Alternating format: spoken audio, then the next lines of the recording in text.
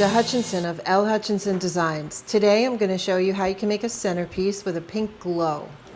Here I have a small square glass vase, some taffeta ribbon, like an organza taffeta, some clear tape that has a matte finish so it disappears when you press it down, some wire cutters, a strip of vellum paper, a couple of glow sticks in pink, and some pink flowers.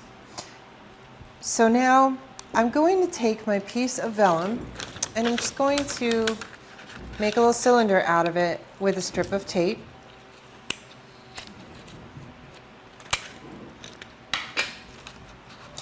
And again, this tape is invisible. It just kind of disappears when you press it down. I'm going to place the cylinder in the vase.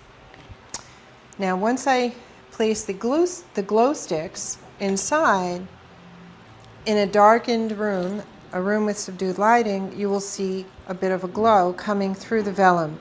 A very subtle glow, very pretty. To continue with the pink theme, I'm going to take some of this organza taffeta ribbon and just kind of crumple it up and place it inside the cylinder to give a nice soft effect and hide the glow sticks from the top, but you'll still see them glowing through the side of the vellum. Now I'm going to take my little pink flowers. I'm just going to snip off the wire on the back and just place one in each corner. Push it down toward the base.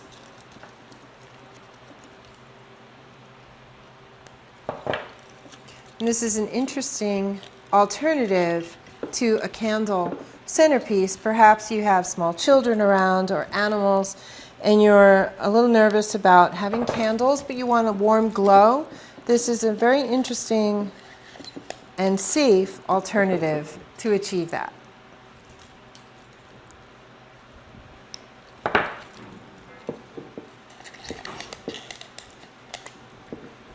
My name is Linda Hutchinson. Thank you so much for joining me. Bye-bye.